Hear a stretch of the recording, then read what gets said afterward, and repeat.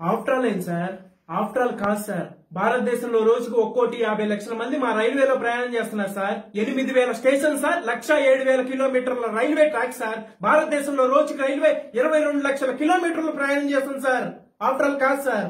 మొత్తం 64 division sir, 15 లక్షల మంది ఎంప్లాయీలు సార్. ఒక మన సెకండ్ వార్డ్ డివిజన్ లోనే 170 ట్రైన్లు, 600 మంది గార్డులు, 1,200 మంది డ్రైవర్లు, 6,000 మంది గన్మెన్లు పనిచేస్తున్నారు సార్. ఆఫ్టర్ ఆల్ ఏం sir? Operating branch, technical branch, maintenance branch, IOW, railway protection force అని ఇలా ఎన్నో బ్రాంచ్ల్లో ఎన్నో లక్షల మంది ఎంప్లాయీలు డే అండ్ నైట్ కష్టపడి ఎన్నో కోట్ల మందిని సేఫ్ గా తమ గమ్యాన్ని చేరుస్తున్నారు సార్. ఆఫ్టర్ ఆల్ కాదు సార్. సంవత్సరానికి మా రైల్వే డిపార్ట్మెంట్ మన గవర్నమెంట్ కి ఇచ్చే ఆదాయం 56,000 కోట్లు సార్. ఆఫ్టర్ ఆల్ కాదు సార్. పెళ్లిలని, పండగలని, పబ్బాలని, పేరెంటాలని, ఉద్యోగాలని, ఇంటర్వ్యూలని, హాస్పిటల్లని, డెలివరీలని ఇలా ఎంతో మంది ప్రయాణికుల అవసరాలు తీరుస్తుంది సార్ మా రైల్వే డిపార్ట్మెంట్. ఆఫ్టర్ ఆల్ కాదు సార్. ఒక్క నిమిషం మా రైల్వే అయిపోతే భారతదేశం స్తంభించిపోతుంది, ఎన్నో కోట్ల మంది జీవితాలు ఆగిపోతాయి, పార్లమెంట్ కదిలిపోతుంది, అసెంబ్లీ ఊగిపోతుంది, మీ సీటు ఎగిరిపోతుంది సార్. ఆఫ్టర్ ఆల్ కాదు సార్. 150 సంవత్సరాల చరిత్ర సార్. ఈజీగా తీసుకోకండి. సారీ చెప్పండి సార్, చెప్పండి సార్, సారీ. తప్పు తప్పు. తిప్పురా. హాయ్. బాగా తలకాయ నింపుకుంది. కొంచెం కాఫీ దొరికిందా? కోర్టులో జరిగిన దాని గురించా? ఏం చేయను, 3 నెలల గర్భవతి నా చెల్లెలు, దాన్ని కాల్చి చంపేశారు. న్యాయం కోసం పోలీస్ స్టేషన్కి వెళ్తే 1,00,000 ఇప్పిస్తా, లేదా 2 లక్షలు ఇవ్వు, కేసు నీ వైపు దిక్తా అన్నాడు. ఆ లాయరు ఇంటికి వచ్చి మరి చచ్చిందేదో చచ్చింది అబ్బాయి, మళ్ళీ తిరిగి వస్తుందా, 3 లక్షలు ఇప్పిస్తాను, డబ్బా ఆడికి వస్తా అన్నాడు. ఆ డాక్టర్ ఏమన్నాడు? A cure medical mental depression. Gayatri పిచ్చిదాన్ని తిరిపిరా. డబ్బు కోసం వాళ్ళని అమ్మేసుకుంటున్నారు. కోర్టులు, పోలీస్ స్టేషన్లు ఇలా తయారవుతే ఎక్కడికైనా వెళ్తాం? ఇంతకన్నా ఏం చేస్తాం? ఇదేంటో తెలుసా? నువ్వు గ్యాదర్ చేసిన ఇన్ఫర్మేషన్ లిస్ట్ హాస్పిటల్కి ఎక్స్రే కోసం వస్తే బట్టలు ఇప్పితే గానీ ఫోటోలు పడవని చెప్పి బట్టలు ఇప్పించి సెల్ ఫోన్ తో ఫోటోలు తీశాడు ఒక doctor. Gastroenterologist America return lady patients తో ఆడుకుంటున్నాడు. మరి వాడికేం పోయే కాలం? ఉన్న భార్యను చంపేసి ఇంకో పెళ్లి చేసుకుని దాన్ని కూడా టార్చర్ చేస్తున్నాడు ఒక ఐఏఎస్ ఆఫీసర్. అరే పెళ్ళాన్ని తగిలెట్టేసినాడు ఒకడు.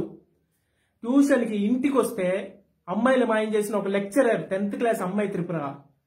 లొంగోపోతే ఎగ్జామ్ లో ఫెయిల్ చేస్తానన్న ఒక మాస్టర్. అరే పల్లెటూరు నుంచి సిటీలకు వచ్చే అమ్మాయిలు బ్రోకర్ హౌస్ గా అమ్ముతున్న ఒక ఆటో డ్రైవర్. మరి అదే అమ్మాయిల్ని ముంబైకి, ఢిల్లీకి, కోల్కతాకి అమ్మేస్తున్న ఒక కార్పొరేటర్. చాలా మంది రాక్షసులు ఉన్నారు త్రిపుర. చిన్న చిన్న పిల్లలు ఉన్నారు, చాలా మంది గాయత్రులు ఉన్నారు. నువ్వు ఒక మాట అడిగా గుర్తుందా? నాకు గాయత్రికి నువ్వున్నావురా, కానీ వీళ్ళందరికీ ఎవరున్నారని. అప్పుడు నిజంగా అర్థం కాలేదు త్రిపుర, వీళ్ళందరికీ ఎవరున్నారులే అని.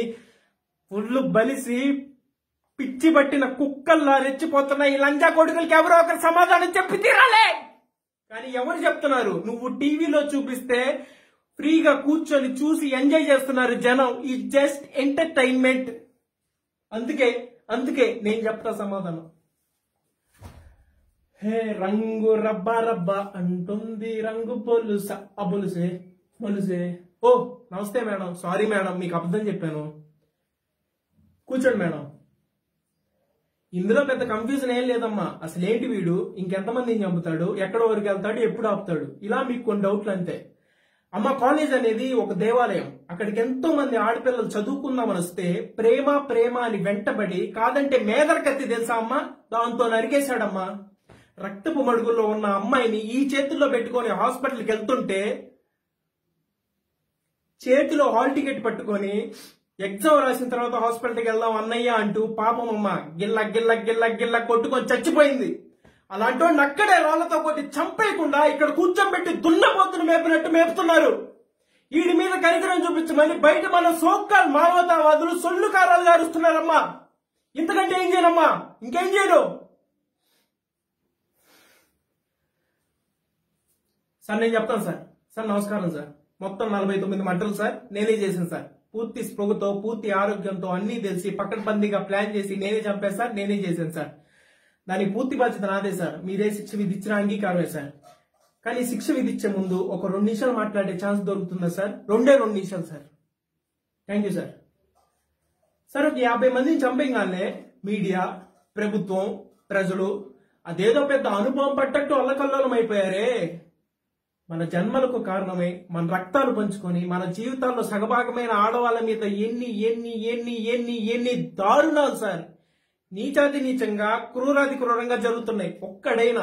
ఒక్కడైనా సార్ పట్టించుకున్నాడా, ప్రశ్నించాడా, నిలదీశాడా, పోనీ ఆపే ప్రయత్నం ఏదో చేశాడా?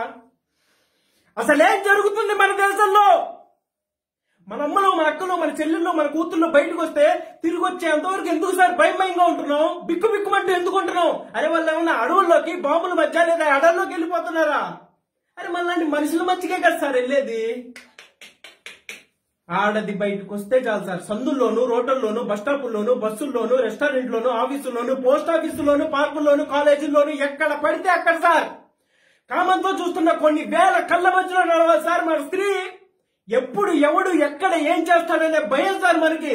అరే స్త్రీ అంటే సచ్చన ఏంటి సార్ ఈ పరిస్థితి? దరిద్రం. పుణ్యభూమి, వేదభూమి, కర్మభూమి, ఇలా ఇన్ని పేర్లున్న మన దేశానికి ఈ కర్మేంటి సార్? మాతృదేవోభవ అని మొదటి నమస్కారం స్త్రీకే పెట్టమని చెప్పిన మన భారత సంస్కృతి ప్రపంచానికి చాలా నేర్పింది, కానీ మనకే ఏమీ నేర్పిలేకపోయింది. ఇదే దేశంలో రావణాసుడు అనే ఒక సెక్షువల్ పర్వట్ ని సీతమ్మ తల్లిని ఎత్తుకెళ్లాడని కోతులతో కలిసి వాడి సామ్రాజ్యాన్ని సర్వనాశనం చేసిన రాముని చూసి మనం ఏం నేర్చుకోవాలి సార్? ఒక ఆడదాని కొంగులాగితే 18 లక్షల మందిని పిచ్చి కుక్కలను చంపినట్టు చంపిన మహాభారతాన్ని చూసి మనం ఏం నేర్చుకోవాలి సార్? నేర్చుకున్నాం సార్. ఆడవాళ్ళని ఎత్తుకుపోవటం, చీరలు లాగటం. Great country sir. Salute to my country and my culture. Salute sir.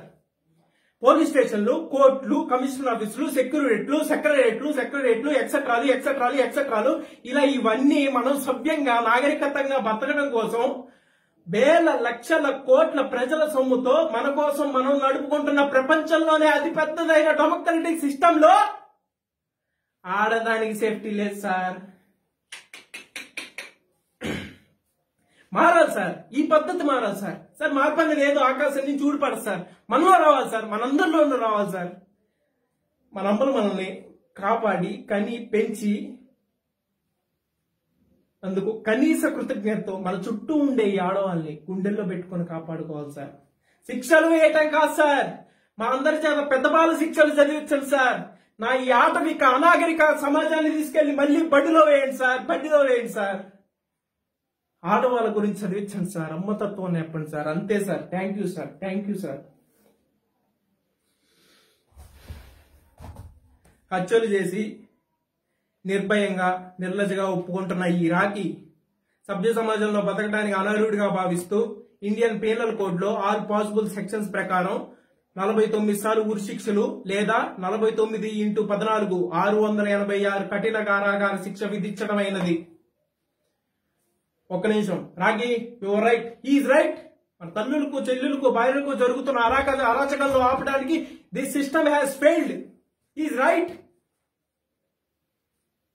ఇలాంటి ఒక భారత మాత వీర పుత్రుడికి శిక్ష వేయాల్సినందుకు నాకు సిగ్గుగా ఉంది. I'm the shame it. నా జడ్జి పదవి రిజైన్ చేస్తున్నాను. 28 సంవత్సరాలు ఓటు మెరగని లాయర్ని నేను. చాలా రోజుల తర్వాత మళ్ళీ ఈ రాఖీ కేసుని టేకప్ చేస్తున్నాను. హైకోర్టు, సుప్రీంకోర్టు, పార్లమెంట్ మొత్తం కదిపోయినా సరే మళ్ళీ ఈ రాఖీని బయటికి తీసుకొస్తాను.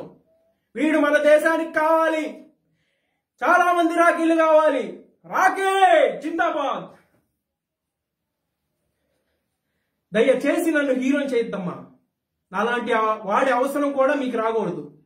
ఆడదంటే కేవలం వంటింట్లో కూర్చొని కూరలు తరవటే కాదు, తేడా వస్తే అన్యాయం చేసేవాడి మెరకై తరిగేలా పెరగండి అమ్మా. మిమ్మల్ని మీరే కాపాడుకోవాలి. వస్తానమ్మా.